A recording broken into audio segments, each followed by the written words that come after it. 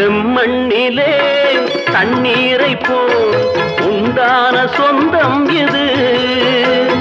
சிந்தாமணி ஜோதியை போல் ஒன்றான பந்தம் இது.